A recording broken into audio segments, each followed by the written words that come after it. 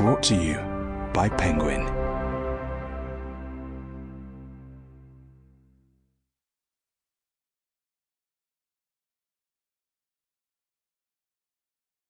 How to Be Both by Ali Smith. Read by Katie Leung. 1. Consider this moral conundrum for a moment, George's mother says to George, who's sitting in the front passenger seat. Not says, said. George's mother is dead. What moral conundrum? George says. The passenger seat in the hire car is strange.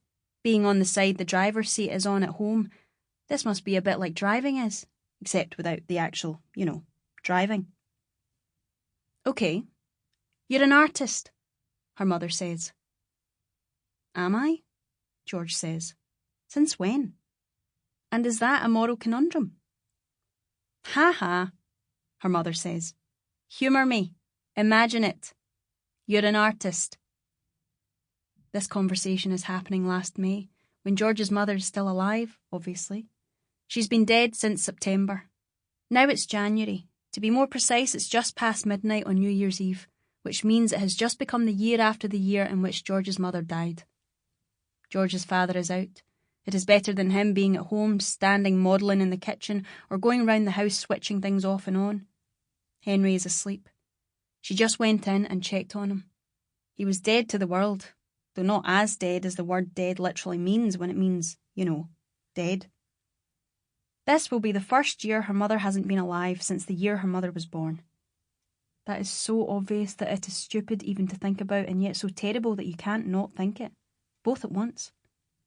Anyway, George is spending the first minutes of the new year looking up the lyrics of an old song. Let's Twist Again, lyrics by Cal Mann. The words are pretty bad. Let's twist again like we did last summer. Let's twist again like we did last year. Then there's a really bad rhyme. A rhyme that isn't, properly speaking, even a rhyme. Do you remember when things were really humming? Humming doesn't rhyme with summer. The line doesn't end in a question mark. And is it meant to mean, literally, do you remember that time when things smelt really bad? Then, let's twist again, twisting time is here. Or as all the sites say, twisting time. At least they've used an apostrophe, the George from before her mother died says. I do not give a fuck about whether some site on the internet attends to grammatical correctness, the George from after says. That before and after thing is about mourning, is what people keep saying. They keep talking about how grief has stages. There's some dispute about how many stages of grief there are. There are 3 or 5, or some people say 7. It's quite like the songwriter actually couldn't be bothered to think of words. Maybe he was in one of the 3, 5 or 7 stages of mourning too. Stage 9, or 23, or 123, or ad infinitum, because nothing will ever not be like this again. In this stage you will no longer be bothered with whether song words mean anything. In fact, you will hate almost all songs. But George has to find a song to which you can do this specific dance. It being so apparently contradictory and meaningless is no doubt a bonus. It will be precisely why the song sold so many copies and was such a big deal at the time. People like things not to be too meaningful.